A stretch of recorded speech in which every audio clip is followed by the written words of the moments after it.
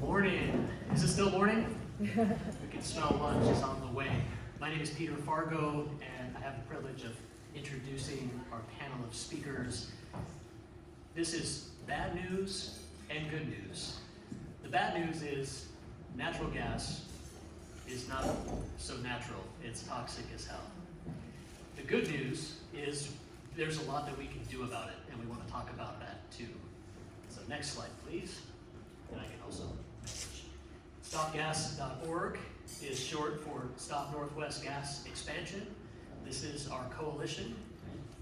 And we've been on a little tour from Ontario to Baker City, to LeGrand, to Pendleton and Hermiston, and now we're here at the flagship stop, the Go Clean Energy Conference. So thank you so much to everybody for pulling this together.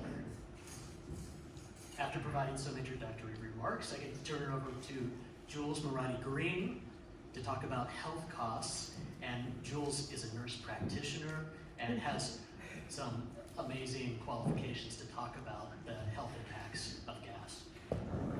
Pam Vergun is going to focus on safety and climate costs. And Pam has a doctorate in sociology.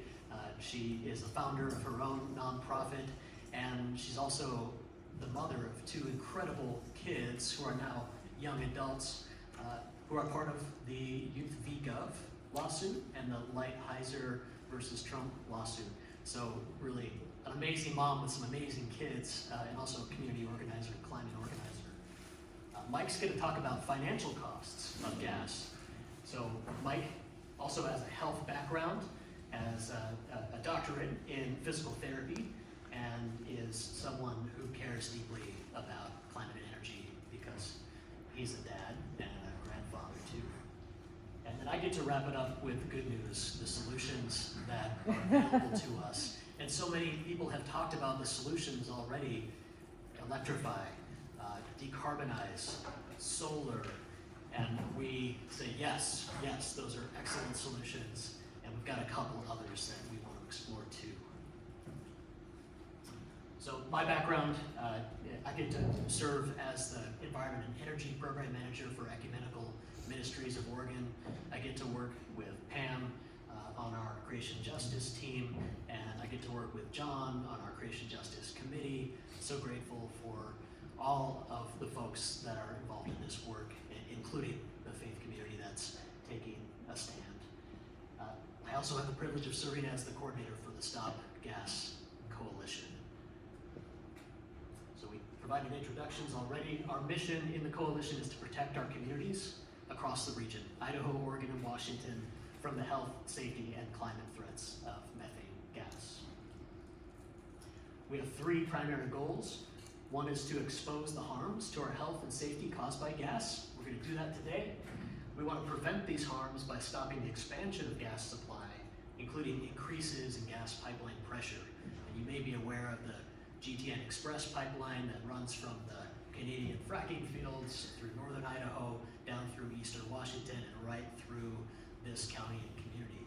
And expanding the pressure and the volume of gas going through old pipelines like that comes with a lot of risk for our communities and our health. We want to help people understand that. And then last but not least, we want to unite community members and communities themselves to hold industry and government accountable for failing to protect our rights to health and safety. These are some of our current coalition members. I'm sure you'll recognize some of those logos, including 350 Deschutes. Thank you for all your good work here in this area and on this conference. And we're grateful for grant funding from the Schmidt Family Foundation so we can do this work professionally and invite more folks into the process. So again, we're going to talk about costs, health, safety, and climate costs, as well as financial costs. And I want to just acknowledge that many of these costs are hidden and intentionally hidden from us. And we want to bring them to light for as many people as possible. The costs are paid by everyone, and especially those over 800,000 homes and over 84,000 businesses that use gas in this state. And Jules will provide another stat about what that looks like nationwide. So my house is one of these. I want to protect my family and just want to acknowledge with some humility that this is a challenge that more and more of us are learning about. It's a learning journey, and I've just begun that journey several months ago, thanks to folks like Jules and Mike and Pam, and we need to start somewhere. So let's begin. There's no judgment here as we learn and then we take action. You might be wondering, why is Ecumenical Ministries involved in this work? We have some shared principles across the faith community in Oregon, and two of those are human rights. We think they're real and they matter. And the other is environmental stewardship. We think that's a core part of how we should show up in our communities. And we put those two together to say everyone has the right to a healthy and safe environment, and we want to fight for that. So with no further ado, I would welcome Jules Moratti-Greene to share the health costs of natural gas. Okay, I'm going to be speaking on it. Oh, thanks. I'm just going to say, well, it's great to be here, and my background is healthcare. I was in it for over 40 years. So, but what I did is retire. But now I get to be partaking in trying to help people find their health without medically get rid of it, because it costs so much for us to breathe that air, that horrid air, with methane. If you do not have these handouts, I'll give it to you at the end. But they're very helpful about what methane has in it, and also the references so you can look up stuff on your own that I used for this.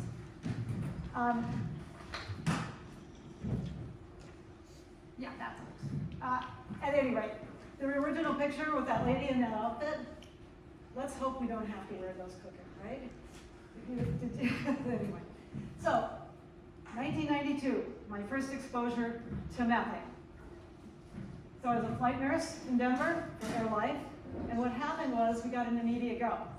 So that means get up and go. And what we went to was this, not yet, we went to the highway I-70 in Aurora, and what we found was this gigantic flow of brown stuff going over the highway. And it smelled bad, we didn't know what, but all the cars were stalled. And everybody tried to, turn on their car, and they couldn't. And so what happened was the oxygen was sucked up. That's why they couldn't start their cars, by the methane, right?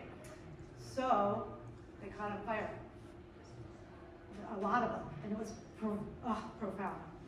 And so we flew in, I picked up my patients, there were many others, and she had a bad issue of, bad burns, and we had to intubate her because she couldn't breathe because the flames.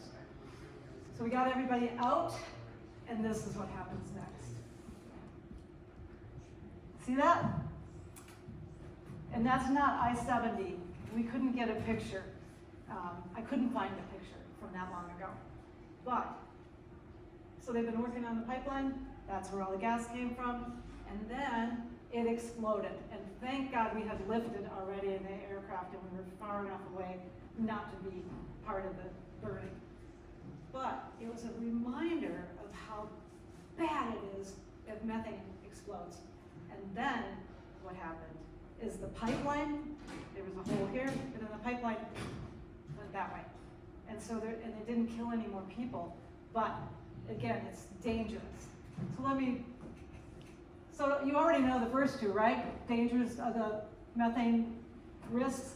So you've got fire and explosion, then you've got climate and environmental impact that we are feeling, right? And then the indoor pollution, and that's a huge part, and so many people get ill from it, and we weren't aware of that, right, in the beginning, because we were told it was clean, right? So the premise was natural gas is a clean and efficient energy source. What they forgot to tell us is they were comparing it to coal. So, right? Anyway. So about 47 million plus people have gas in their home, methane gas, and lots of people are getting sick. So benzene is in methane. one of many toxins. But benzene was found way back in like 1870, and then it was put in cigarettes as well. Remember, we were all told, oh, cigarettes aren't a problem, and they're not gonna make you sick. Well, they did, right? Cancer, lung problems, all that.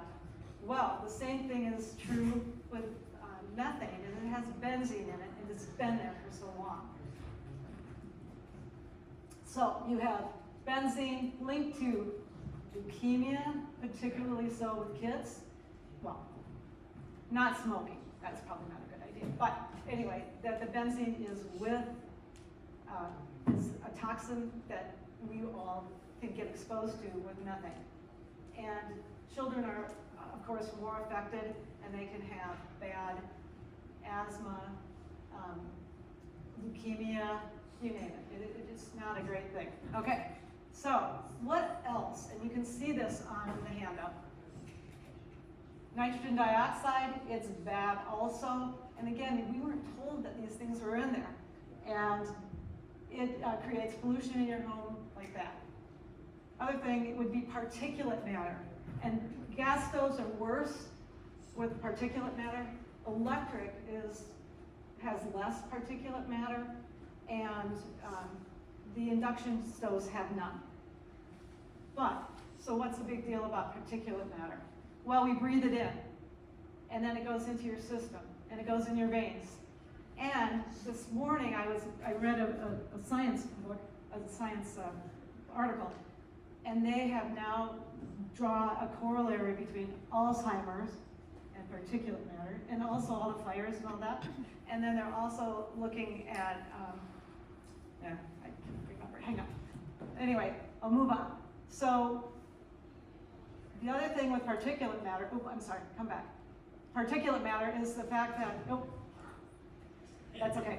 Particulate matter can cause kids to take it in more because they're little, but their lungs are bigger, and they bring in particulate matter. Again, they can get very ill, asthma, all the others.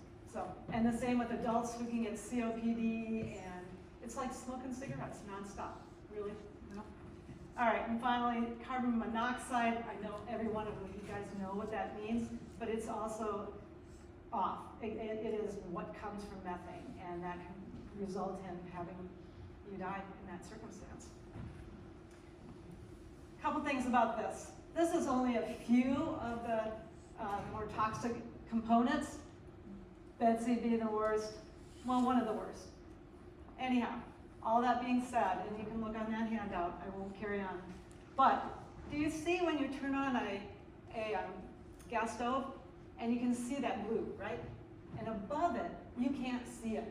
You can't see the orange and all of that.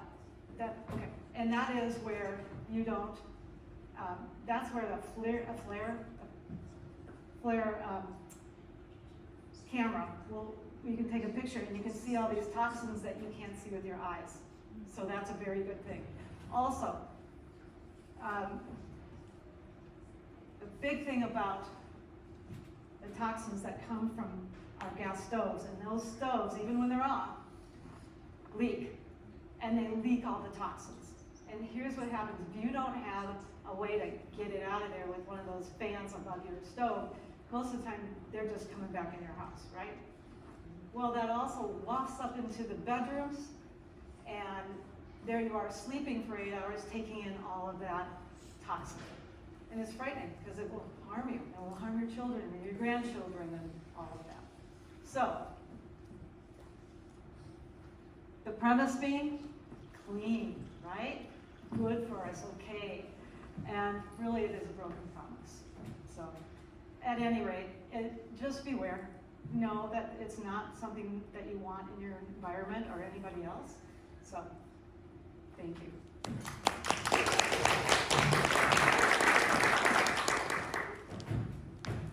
Hold on. So, Pam, we've hang been on. taught that you can protect yourself from gas because you can smell what it leaves.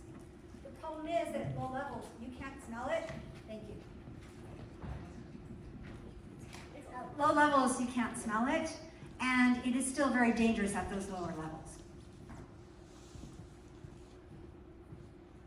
So I was not worried about gas. I was very worried about the climate crisis when I started public policy school. And my husband and I got to live in these cool family homes built for returning GIs. First week though was terrible, humid, hot, and we got stuck inside because we didn't have the key and we had to stay inside, and the heater was stuck on. Fast forward 18 months, they told us they were taking them out because they were emitting high levels of carbon monoxide. Could explain a lot about my first term. So my daughter, Miko, and my son, Isaac, also have deep concerns about the climate crisis. It gets worse with each year, and that's why they became plaintiffs, as you heard, in Juliana et al. V. US and Lighthizer v. Trump. For asthma and other reasons, getting the gas out of our home was essential. The thing is, I still need to get the gas lines off my property, get the corporation to do that, and it'll be a battle because they know that once people are hooked up, it's hard to get clean. Not only is this unjust to homeowners and renters, many of these new homes are in marginal areas which will catch fire very easily if gas and a small spark come together. Lots of homes have sketchy electrical wires. They're a time bomb waiting to go off. The kitchen on the left is what attracted us to our home. Looked really pretty when we first moved in, newly remodeled.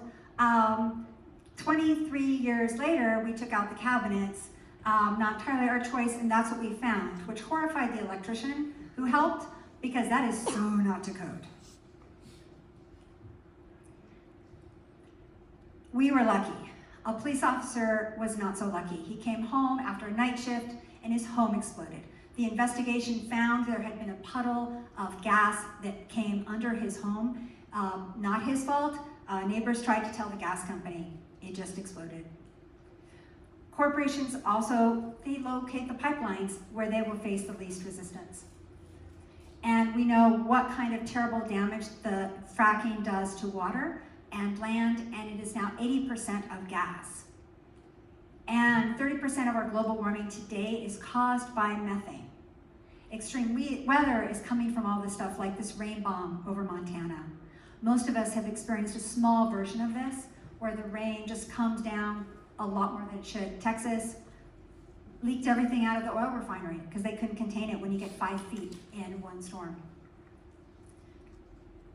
Closer to home, small thing happened, shouldn't have been a big deal. But because the forests are so dry, because of all this, caught fire like crazy and burned for months. So this is my recommendation. Do your research now, so when something breaks, you can replace it with something better. And make sure that you know things like you have a right to have electricity instead of gas. There are folks who will tell you it's not gas is the way to go, gas is great. It's not the case, and you've got to just be determined. And even if you're a renter, do this, because you can sometimes affect the choices of your property owner. Rewiring America has great resources to help people transition to electric, induction, solar, and other technologies, and they're often comparably priced and less expensive to operate. And then you'll be relieved of the medical, social, spiritual, financial, climate costs associated with gas.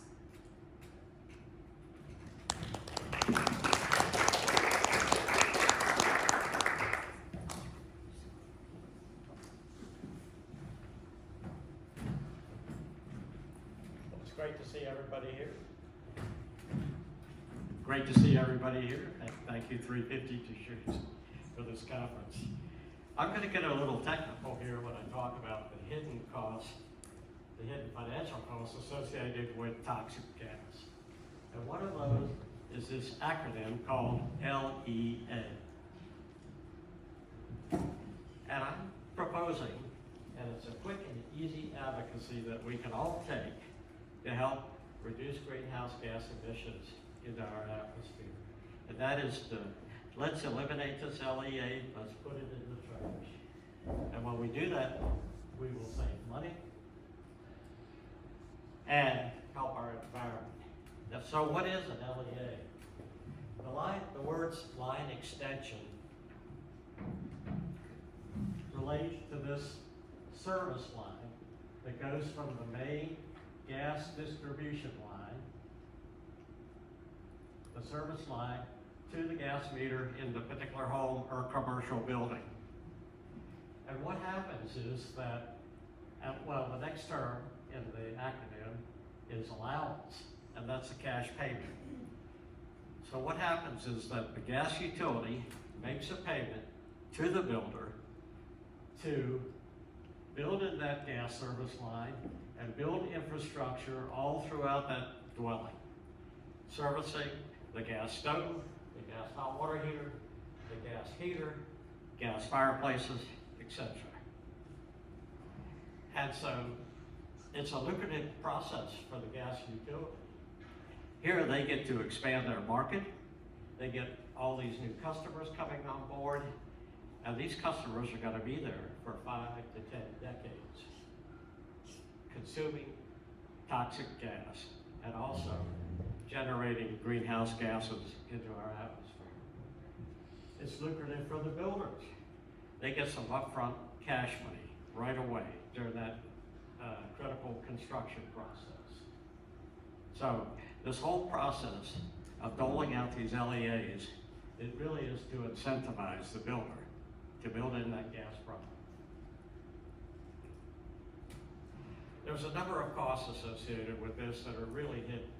For one, the natural gas company, they're smiling all the way to the bank, because every time they dole out one of these LEAs, they get to roll those costs right back into your gas bills.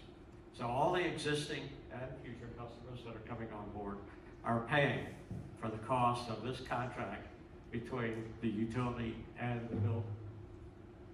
And it's unfair. It may have been fair decades ago when we didn't know so much about the harms of natural gas or toxic gas. But now that we are aware and know how toxic the situation is, it is, for example, like myself, I have gas in my own home, and I rebel against the fact that I have to support this practice in my gas utility bill. Environmentally speaking, we've already heard about the harms that natural gas causes.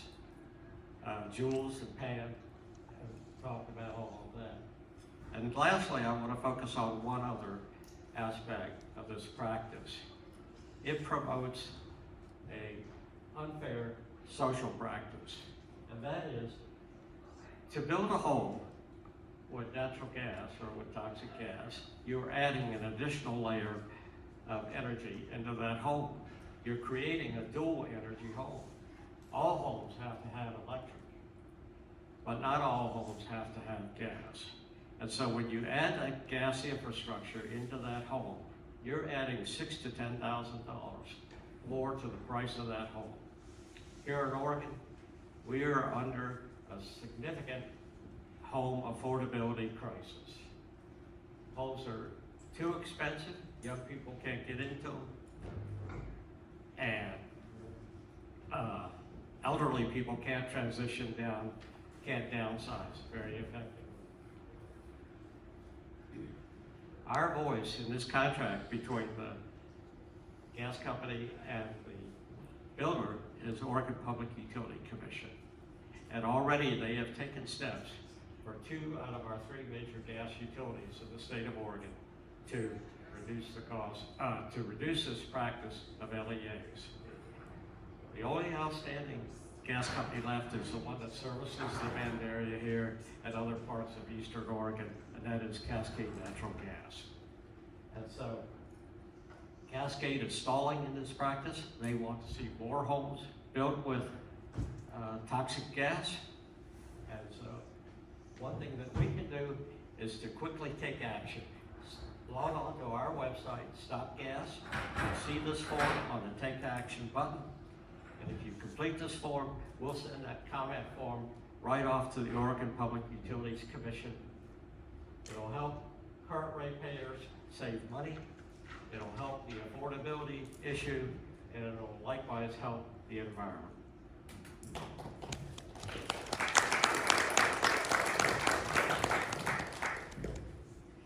Thank you, Mike and Pam and Jules. So I get to wrap it up. I'll be as brief as I can. But first, just want to emphasize what Mike just shared, which is we can really make a difference right now because this is a going concern with the Oregon Public Utility Commission. If you've got a phone in your pocket or on the table, would you be willing to go to stopgas.org and tap the Take Action button? And it would take about 30 seconds. You could fill in your name, your email. It's a public comment, so just be aware that'll be part of the public record for the PUC, but it'll really make a difference for them to hear from you today. We hope that they'll make a decision to be consistent with this practice and to end this practice across the utilities. Thank you for your help. So additional solutions. We're doing it right now. We're learning. We're all learning. And a lot of this information is new. So it's okay to learn and then act. We're communicating. And these are things we can do for free. We want to tell as many people about toxic gas as possible because their health and their lives depend on it and our planet depends on it. So please share StopGas.org. There are low-cost solutions. We've talked about the need for ventilation. When this pollution concentrates indoors, it's a much bigger problem. If it's good weather, you can open up a window to ventilate. You can use a real fan, an exhaust fan that's actually conducting out to the air rather than just circulating in your kitchen like some of them do on the microwaves. That helps. You can use an electric or an induction burner. I was speaking with someone before the meeting. They've used an induction burner and it's sitting right next to their gas stove, which they've turned off unless they really need to use it. So that helps. But just keep in mind that even when we turn off the appliances, they still leak. And that little pilot light still produces the pollution that we're concerned about. So the sooner the better. Cost-effective solutions are to wait until your appliance reaches the end of its useful life. Health-effective solutions are to do that as soon as you can.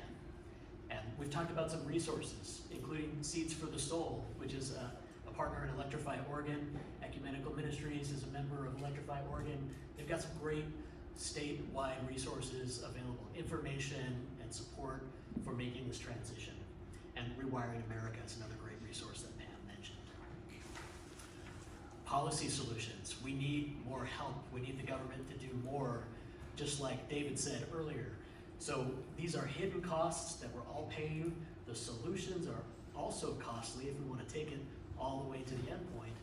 And we think government can and should do more to protect us from these toxic exposures. So sign up to help us advocate for better policy, for example, with the Public Utility Commission. And then let's not leave out legal solutions. There's real harm that has occurred, that is occurring, that will continue to occur, and the corporations and the government know better. They should know better. So how can we hold them accountable for failing to protect our rights to health and safety? We're seeking the answers. We would like your help. And please reach out to us. You can email team@stopgas.org or just fill out one of the forms on our website. We'd love to connect. We are learning more about what organizations like Oregon Rural Action have been doing to address the water pollution in the lower Umatilla Basin, the nitrate pollution that's been building up over decades. And one effective way to approach a toxic situation is to meet people where they are, in their homes and communities, to say, would you like to have your water tested for pollution? And we'd like to say, would you like to have your air tested for pollution? And then to offer solutions to that problem. So please join us in addressing this concern, and thank you for all the work that you